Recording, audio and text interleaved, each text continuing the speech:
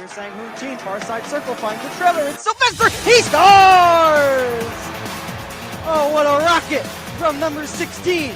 Not in front, pass save by Harmon. Lead from Mitswolinsky, he's in on a breakaway, he scores! The cabaret is shot, stopped by Harmon. The rebound came out, oh, and Harmon with the denial.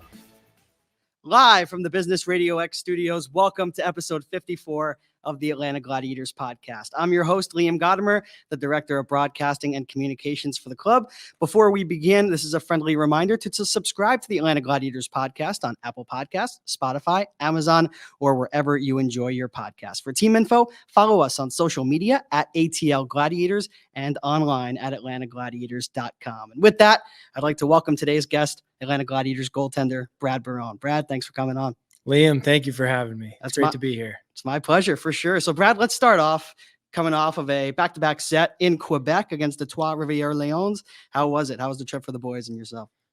Oh, it was a good trip. We started off strong. We got the first game, an exciting finish. I think we scored with about a minute left to go ahead, and we closed it out 5-4 there, and then we lost the second game 4-2.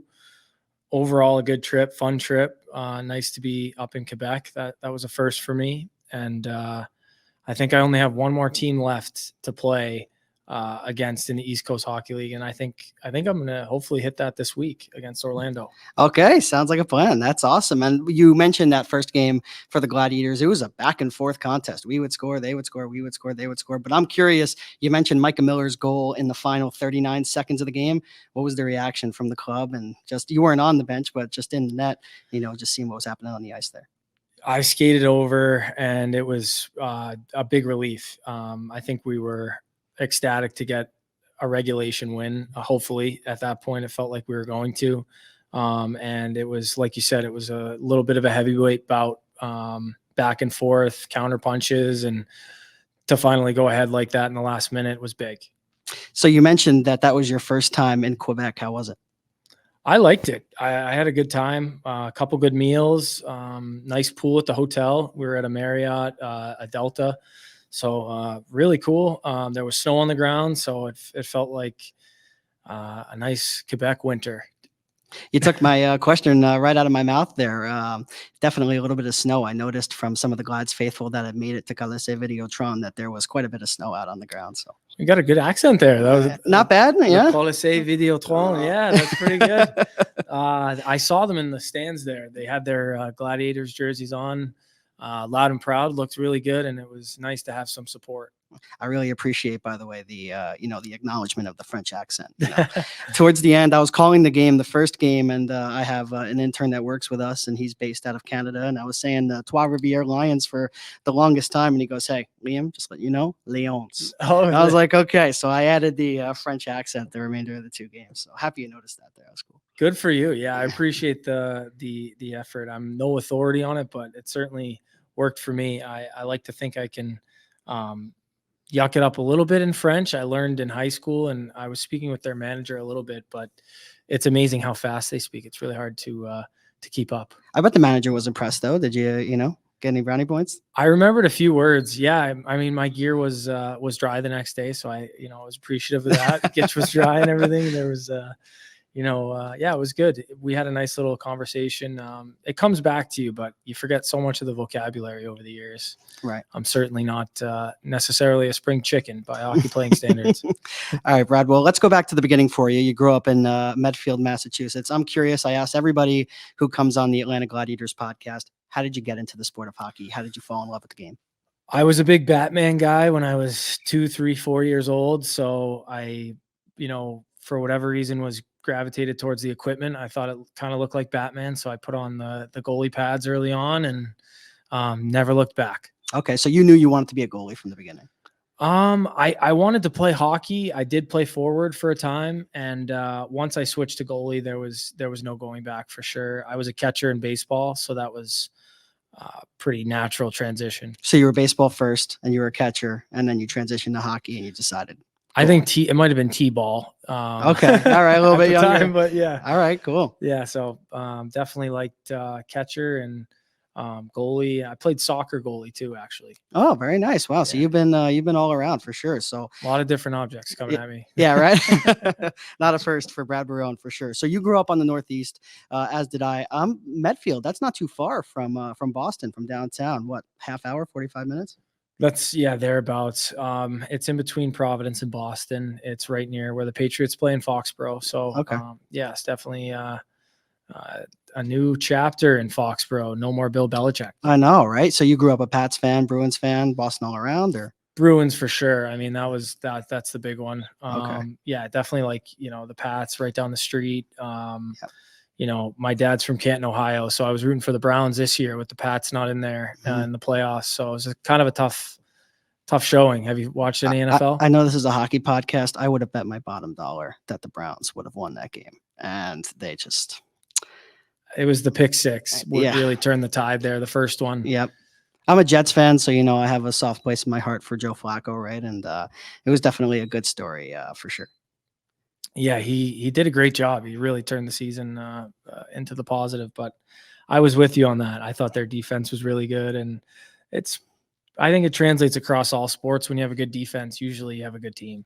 So switching back over to hockey, you grew up as a Bruins fan. I'm curious, Tim Thomas, was that your guy growing up that you wanted to be like? Mid 2000s, he was chopping it up there in Boston. So he was tearing it up. That's right. He was the man for sure. I was a big Timmy T fan. Okay, and then when they won the cup there, that was your first year at Boston College, but the Bruins won the cup in 2011. That was pretty cool, right? It was cool. We went to after we won it, the next year we got announced at the Bruins playoff game. They were playing the Capitals, and they ended up losing, I think, in 6 or 7 games. I know Timmy had his Warriors on at that point, his Warrior gear. The goalie in me is coming out on the podcast. No, that's awesome for sure. So you touched on it a little bit. You win the national championship with Boston College in 2011, 2012. What was that experience like? That was your freshman year? That was my freshman year. It was a wild year. We had some ups and downs. We lost twice in Maine in December at Alfond Arena. I know Foss went there, one of the coolest arenas in college hockey. And coach called out our identity, and we won 19 in a row from that point on. And I think we had a frozen Fenway that year as well, which was an awesome experience as well. We played against BU, and I think we won 2-1. So yeah, it was just a crazy freshman year. We won the thing in Tampa at the Frozen Four, and incredible memories. A lot I can go to from that answer, Brad. But for me, you said that your coach at the time called out your team's identity, and then you rattled off 18, 19 wins in a row. Elaborate on that a little bit if you can. Our assistant coach, actually, it was Mike Kavanaugh. He's now the head coach for UConn. I just remember he called out the team's identity. We got swept on the road, and I think he was right in saying that we were a better team than we showed that weekend. And it woke us up. Tommy Cross was the captain of the team. He retired. I think this is his first year retired. He played in Springfield last and went on a Calder Cup run a couple of years ago. But it was one of those kind of miracle type situations where he got up in the middle of the room and said to Coach Cav, like, that's not true. We have an identity, and that really sparked us, and we didn't lose the rest of the way. Now take me to Tampa, the national championship game against Ferris State University. What do you remember from that? I remember the feeling going in. Andy Brandt actually asked me this when I was down here, I don't know how many years ago. I'm going to ask you about that. He was asking what it was like going into that game. And I remember feeling like we were going to win. You just had that feeling, and there was that swagger, and they were the best team, I think, defensively. Ferris State was. But we beat them at their own game. We knew that, and I think we were up 2-1. And Johnny Gaudreau, one of my roommates at school, had that pretty cool, dangle, pull it through the legs, backhand shelf with like 1 minute and 40 seconds left or something. And we all started going nuts on the bench. You talk about good celebrations. Oh, that's amazing. So you mentioned Johnny Gaudreau. A lot of future NHL stars on that team, huh? You got Brian Dumoulin, Chris Kreider, who's 2 years removed from a 50-goal season. Johnny Gaudreau was outstanding in Calgary, and whipping it up in Columbus as well. Just did you know at the time that you were just amongst just absolutely amazing players that could make it a significant impact at the NHL level? You know what? There were so many guys that were so good, you didn't really know who was gonna pan out, but everyone seemed to have a shot, I guess you could say. But I didn't really think about it like that as much. I know, you know, Dumo was the guy who you never really you didn't necessarily notice him doing big things. You never noticed him doing anything bad. It was incredible. It's like he never made a mistake. And there was just a really good complement of players on the team. The personalities were great. So you didn't really think about the big picture. It was one of those cohesive units where you just got along every day. It was fun. Um, there was just a great culture there. I think there were a lot of guys from New England. So there was just a ton of pride in the jersey, but we had fun. And then when it came to game time, it was all business. So, yeah, at one point, I think Kevin Hayes and Chris Kreider were on the fourth line, which is pretty interesting. Wow. How about that? That's definitely very interesting for sure. Let's fast forward now. Following your collegiate career, obviously an extensive ECHL career, you played in a numerous amount of cities. My question for you is, what was your favorite city to play in, and why is it Atlanta? No, I'm just kidding. Give me your favorite city outside of course, Atlanta that you've played with in your pro career. There's so many. I'm a bit of a suitcase that way, but I'm really proud of the career I've been able to have. I've seen a lot of cool spots. A few jump out. Certainly, playing up in Newfoundland the year they won the Kelly Cup was an awesome experience right from camp on.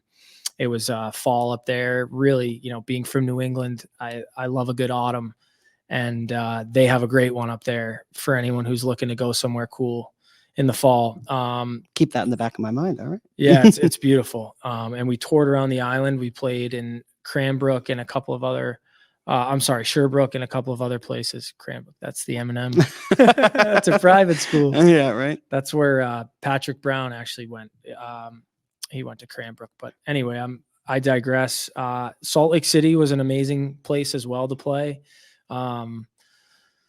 And then Atlanta for sure. Yeah. So they're all top three, 1A, 1B, 1C. It's hard to say, but yeah, I'm looking forward to going back to Orlando. I definitely want to sting those guys. Yeah, for sure. We're going to get into Orlando as the podcast moves along here. But Brad, briefly, you touched on winning the Kelly Cup, right, with Newfoundland. Just take me through that year. And did you know, right from training camp, that you might have had a special group on your hands? And just kind of replay that year for me. There are some funny moments from camp that I look back on now fondly, but honestly, I wasn't there the whole season. I was up and down, but it was a special group. I mean, the room was a unique one in that it was all business before games. There was a certain reflection from the head coach. Ryan Clough was the coach when I was there, and he was a very serious guy who took the game, honored the game to the utmost degree. And every time he spoke, the room was, you could hear a pin drop. And he had a bit of a scary side where, you didn't want to do the wrong thing. So there was something cool about that. He had played so long in the NHL. I remember playing with him in NHL. So when I found out he was the coach, and the first day in camp, we had all of the Toronto staff there. And it was like, whoa, the GM of the Maple Leafs were there. It was the inaugural season, and Chloe was up in front of the group. There was a TV with a PowerPoint presentation on it, and he had a clipboard in his hand. And I'll never forget, he was pounding his clipboard against the TV, and it was just wild. I thought he was going to crack the TV with the clipboard. He was he's a big man. He's about 6'5". I don't know how many pounds, but right. And we had Adam Party, who was the captain of the team. He was, and Melindy. There were a lot of really, really talented players on that team. Do you think it's a bit of a necessity, just as far as the head coach is concerned, to have that toughness? And again, not really scare the players, but, just like you said, just bring that intimidation a little bit to kind of rally the group together. I think it's huge having a guy who everybody respects, and Coach Nesbitt for sure has that. It's been awesome playing for him. He had my number as a player, so I'm still learning from him. He scored on me today in practice. We did the shootout to get ready for the game, and he comes down and he doesn't even touch the puck, and he just buries the goal. And I guess he went to center ice where the guys were all standing, and I was like, "You didn't even touch the puck," and he goes, "Yeah, it's like the controller shut off, boys." When you're playing NHL and the guy just kind of floats in, that was his move, the no move. Right, for sure. Almost the Kucherov, right, from a couple of years ago, where he just lets the puck go, floats right in between the legs there. So let's go back to your brief one-game stint, right, with the Gladiators in 2015-16. I know it was just one game. Do you remember anything from it? I do. That was I think that was my ECHL debut, I want to say. So it was a big Coming out of period. the SB there. Yep. We had I had played a playoff game before with the Everblades the year before. Right. But it was the regular season debut. We'll call it that. And we were losing to Greenville here, and they were with the Rangers at the time. So they had like their blues. Oh no, it wasn't here. It was in Greenville, wasn't it? Okay. I think it was in Greenville, and they had their Ranger blue shirts on. And I was like, this is intimidating. They looked like they were the friggin' Rangers. Right. They were a good team that year, and it was an intense period. They put 20 shots up in one period. So, oh my goodness, yeah, it was busy. Jumped right in and saw 20 shots right away. Well, I spoke to current director of hockey operations, Jeff Pyle, earlier this week, and he was, just talking about you and just absolutely gloating about you and you as a player and you as a person as well. But he said that both you and himself wanted to get together and, find a spot for you on the Gladiators, but it just didn't work out timing wise all the way throughout your career. Did you have a yearning prior to this season to, spend a little bit more time in Atlanta with the Gladiators than you previously did, 7-8 years ago? I have always wanted to come back. I had a great time here. I was roommates with Niels when he was playing. I think it was his rookie season. So now he's coaching, and Coach Pyle I've been trying to hook up with for, I don't know, since he was in Evansville and with Atlanta a number of times. So we were both laughing when I first came here, and we've played against each other so many times with Rapid City and Salt Lake City, many different organizations. And finally we're on the same side, and he said, we finally got you in here. So we had a good chuckle. No, that's awesome. I love how it just came all the way full circle, right? That's fantastic. Well, let's fast forward to 2021-22 with the Orlando Solar Bears. You make nearly 50 starts with the team. We were talking about prior to this episode going live that you had made an all-star appearance that year. Take me through that season. What went so well, and what's your anticipation level for facing the Solar Bears for the first time, maybe coming up here soon? I'm excited to play him for sure. And I'll leave it at that. I also had a tremendous year that year. Drake Barahowski he gave me an opportunity to really run with the job. And I was playing almost every night. I think I was in the net for 23 in a row that year. So it's almost like it blends together. There were 2 5 and 6s, I think, during that stretch, 5 games and 6 nights. Oh my goodness. So it was very busy, and a lot of fun to get into that rhythm, and definitely learned more in that year than I probably ever have in hockey, just playing so much. And it was a great group, but every night counts. We missed the playoffs by a point, and it was really, it was tough, the way it ended. But I would say that Orlando's a cool place. There's a lot of, great spots. I lived in Winter Park for a long time. That's a really cool spot. I got my yoga teacher certification, 200 hours training down there in Winter Park at Full Circle Yoga. So yeah, there's good people there for sure. And now circling back to the present, Brad, you signed with the Gladiators on December 30th. We briefly talked about Derek, but just talk about your relationship with him as a player. And then, of course, you talked about it briefly, but when you got the call that you're going to be joining the club. I was telling my dad, he made me feel really welcome as a rookie. I really felt like I didn't belong in the league yet at the time. And, there were so many good players that I looked up to, and he was one of them. But he was an approachable, just nice guy, and brought me under his wing a little bit, and just, was fun to be around. It was a really cool locker room, great facilities, but the guys were welcoming, and that was nice. It's not always the case, believe it or not. In a professional locker room, there's certain cultures aren't like that. So for Nezzy to do that, I never forgot it, and I always liked playing against him because we would have a word here or there. He would always make me laugh on the ice, and I'm usually pretty serious. So, and then I don't know if it was a strategy because he always had my number. One night he had 2 goals. I know he scored his 300th against me, a shorty breakaway. So that year with Orlando, we came here for our second game of the season, and they showed that highlight of that goal and announced on the loudspeaker, it was, Derek Nesbitt breaks up the play and goes down on a breakaway and rips one past Brad Barone. And they mentioned your name too, really? So Drake looked over at me and he started.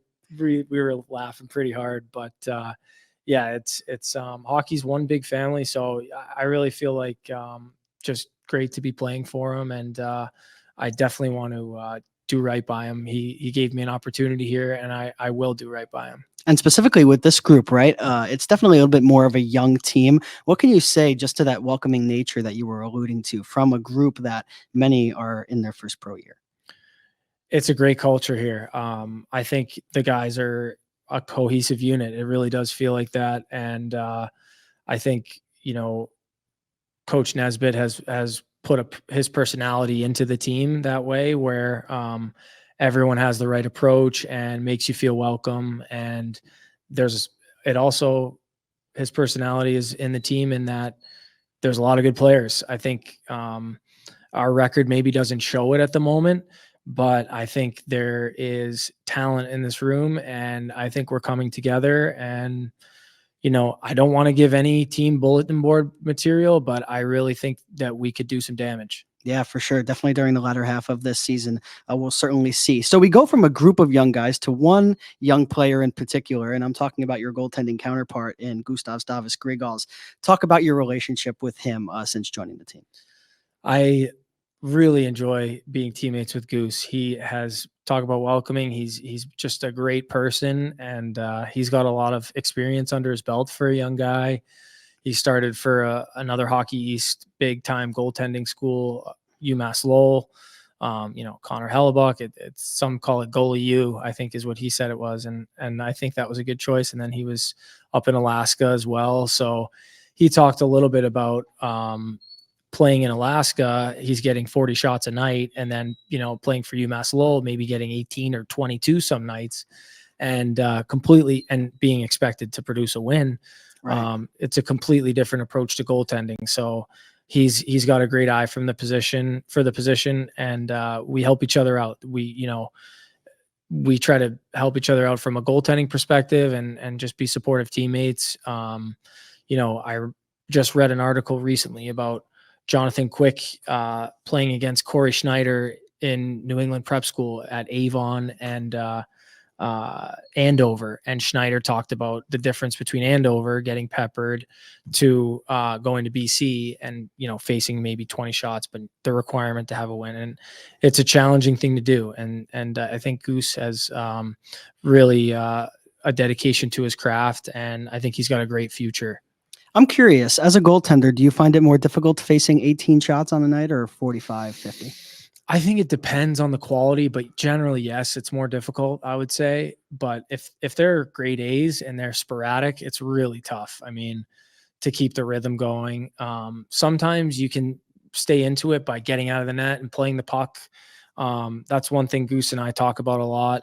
He's got a really good backhand, so he let me the other day try his stick, and I like what he's got going with the Bauer there. You can really lift that thing up, and but yeah, he's that's one thing where it's helpful. And our D are awesome at just communicating with the goalies, telling us kind of what to do when our back's, facing the glass. And I think that's all a product of, good culture set by Nesbitt.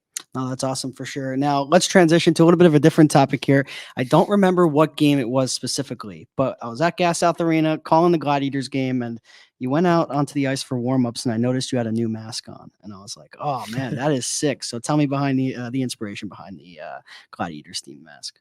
I really love the logo, and the colors are really cool too. My good friend Mike New actually drove I don't know how many hours to come here for game day, and got caught up in some traffic. I know he showed up right at game time. I had 2 masks at the time, courtesy of Benny. Was very generous with those. Gave me 2 masks right away as soon as you talk about welcoming. That's not typical. So he hooked it up, and then Mike, took the cage off the mask, and actually wrapped everything up. He wraps race cars for his profession, and his son races cars, and he was able to put it together. So for the third period for the Florida game, I came out, the mask was done. It was sitting basically right in my stall, and I was like, I'm using that. Next question. It looks so sharp. I couldn't say no. That's awesome. So 2 final questions left for you. And Brad, I have been waiting to ask this question since the night I met you. So fun fact, Brad comes up to me the first night he joins the team, and he introduces himself, and he says, "You can call me Bones." Now, Brad, that is the best nickname I have seen since I've come to the Gladiators. How did you get the nickname Bones? It goes back a while. My dad loves music. My name's Bradley Barone, the long name, and he would sing the George Thorogood, Bradley Barone instead of Bad to the Bone. Okay. So that kind of caught on, and Mike knew actually when I was playing for Norfolk, brought a fan with Bones, a fan sign with Bones on it, and it kind of stuck from then. He designed the mask with. For Newfoundland, he designed the mask for Norfolk. The one for Newfoundland was really cool. It had dog treats on it because they were the Growlers, and all the team names in the division on the dog treats. So, and they were bone shaped. So it was pretty cool. Okay, that's awesome. Well, I got to say, it definitely lived up to what I was expecting, I got to say. But one final question left for you, Brad, before we end this episode of the Atlanta Gladiators podcast. And I ask everybody, what's one thing that Gladiators fans won't know about Brad Barone by listening to the Atlanta Gladiators podcast? One thing is, well, I speak a little bit of French. I like to think that, I can communicate a little bit there. The yoga thing is definitely a big one. I'm an advisor to maybe 25 hockey players, young hockey players, junior hockey, college age guys. And that's something. Trying to think what else. It's all good. I mean, I think you gave us 3 or 4 there. Okay. We had Waylon and Harms on the last episode, and they shocked me. They said, "Yeah, we love puzzles. We have a puzzle hobby now. So if you ever head into their apartment, you'll see just puzzles just hanging around everywhere." That's funny. I walked into my apartment here, and Yodes had a puzzle right on display, right on the table there. So it's a team-wide thing. So you know what the social media team did after that episode of the podcast? We went back, and Christmas time was coming up, and we bought them a puzzle, a big 1,000-piece puzzle, so they would have a long time with it. Don't have Wales here now, unfortunately. He's up with Cleveland, but I'd like to meet Wales. I've heard great things. What a great as guy. A player and everything. Yeah, fantastic person as well. And of course, we wish Tyler Harmon all the best as he recovers from his lower body injury. But Brad Barone, thank you so much for joining us on episode 54 of the Atlanta Gladiators podcast. Thank you, Liam. I really appreciate it. Thanks for having me. My pleasure. Of course, you can find the Atlanta Gladiators podcast on Apple Podcasts, Spotify, Amazon, or wherever you get your podcasts. You can find the YouTube version on YouTube as well. Please join us on the next episode of the Atlanta Gladiators podcast coming up soon. My name is Liam Gotimer. Until next time, stay safe, stay well, and as always, go Glads.